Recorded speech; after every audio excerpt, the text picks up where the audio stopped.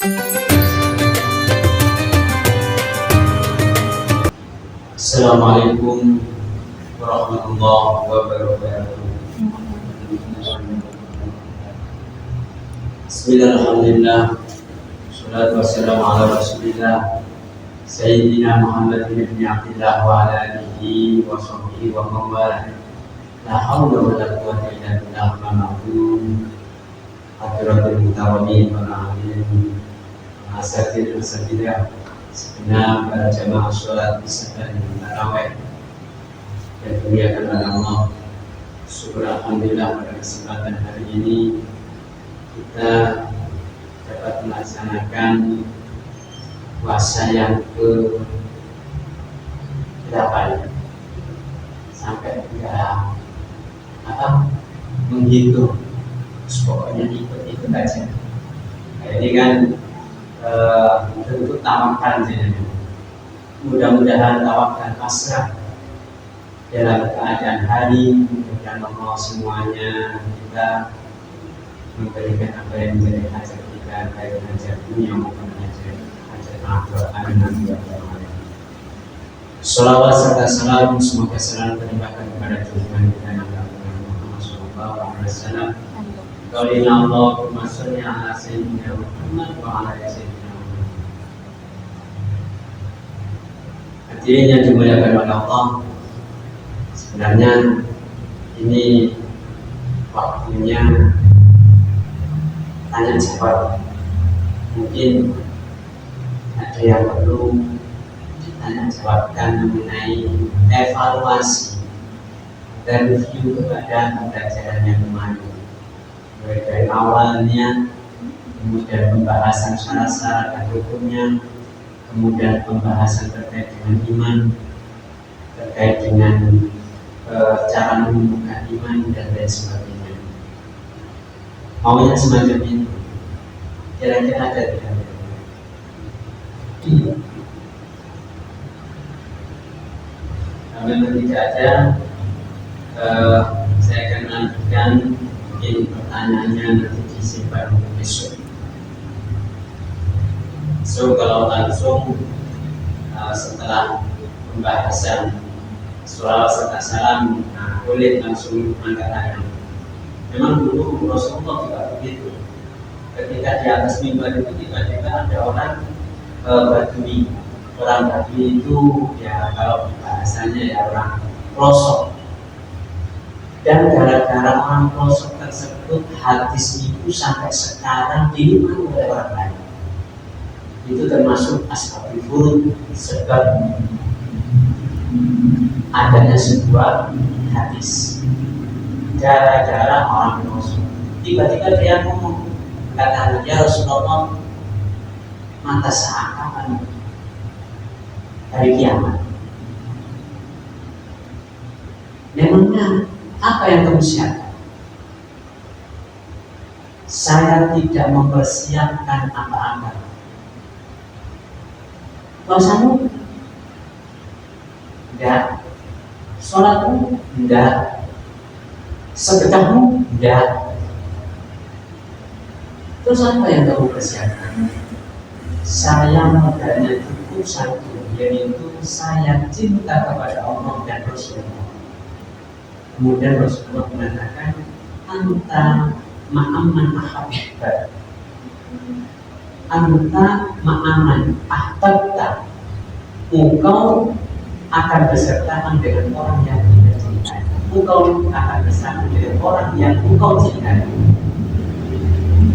Maka beberapa kali para ulama itu mengisyaratkan, ayo cari kita ini sebuah figur, di mana figur itu yang akan membuat kita perubahan, baik di dalam masalah sosial kita, kehidupan kita, atau keilmuan kita, atau ibadah kita, dan lain sebagainya. Sebuah figur, dan figur itu macam-macam. Makanya para ulama itu ada figur keilmuan itu, figur bertetangga itu, figur beribadah itu, figur ilmu itu. Jadi harapannya ketika figur itu sebuah orang yang diidolakan besok berharap kita itu akan bersamaan dengan mereka, seperti Daudnya Rasulullah SAW. Maka idola yang paling utama adalah mengidolakan Rasulullah. Orang yang diidolakan pasti tahu karakternya, ya, entah dari sisi mananya, sehingga beberapa kali yang namanya manusia tetap ada kekurangan. Yang namanya manusia tetap ada kekurangan, karena al-insan makhluk isnya. Manusia itu ya tempatnya salah dan lupa, sehingga sisi kemanusiaan itu pasti ada. Kalau tidak, atau istilahnya sempurna, ya mungkin ya malaikat atau ya. Tapi kesempurnaan yang paling sempurna makhluk ciptaan Allah ya Rasulullah. Maka kita sejauh mana kita mengidolakan Rasulullah dari segi keilmuannya, dari segi bertetangganya, dari segi kehidupan berumah tangganya, dari segi bagaimana menyayangi keluarga. Kalau ilmu, Rasulullah itu adalah budaya ilmu. Rasulullah itu budaya ilmu. Sehingga katanya Rasulullah, anak Madinatul ilmi wa anibatuka. Saya ini adalah istilahnya budaya ilmu, dan Ali itu adalah sebagai pintu. Sehingga pernah terjadi ketika Sayyidah Aisyah,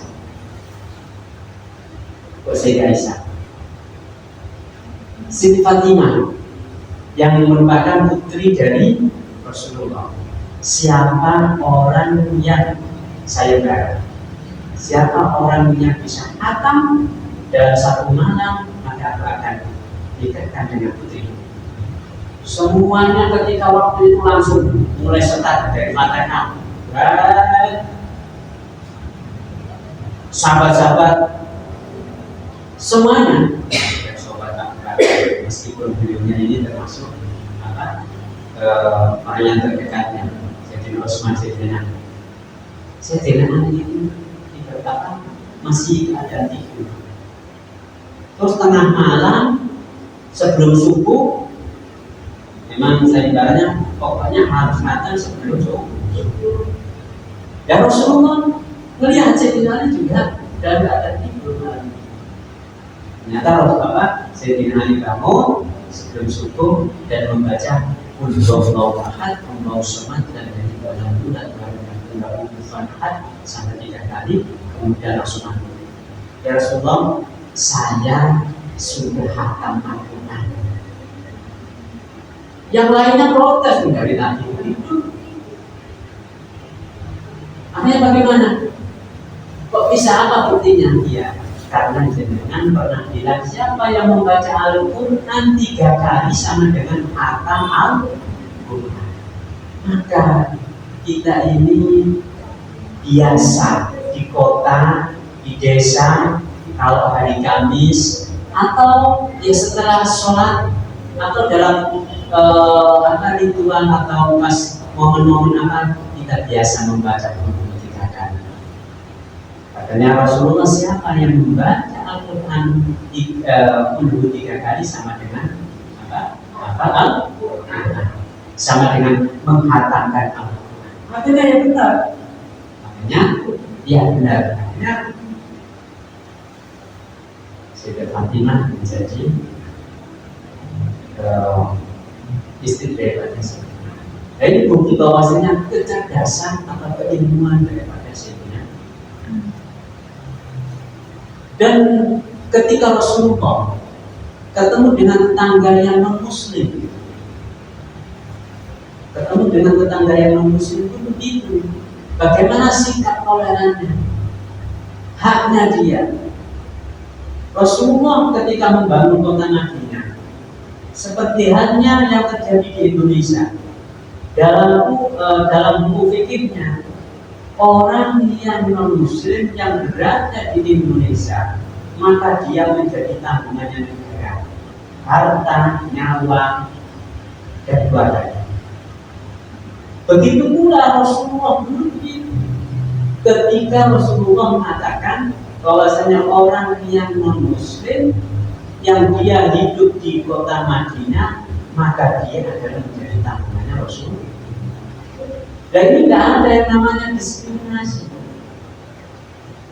Yang terjadi di Indonesia ini kan pas, jadi model tata kenegaraan yang dikelola oleh Rasulullah juga ditiru oleh Indonesia. Jadi sangat cocok sekali. Dan beberapa hal yang lainnya, sehingga harapan kita wa ma arsalnaka illa rahmatan lil alamin, bahwasanya tidak ada engkau itu diutus Rasulullah kecuali rahmat untuk seluruh alam. Harapannya mari kita mencari figur-figur yang baik. Mudah-mudahan kita ini termasuk orang-orang yang bersama dengan orang-orang yang baiklah. Mudah-mudahan kita dikumpulkan di tempat yang mulia, yaitu Jannatul Firdaus. Amin amin ya rabbal alamin. Mungkin hanya itu saja yang bisa saya sampaikan. Assalamualaikum warahmatullahi wabarakatuh.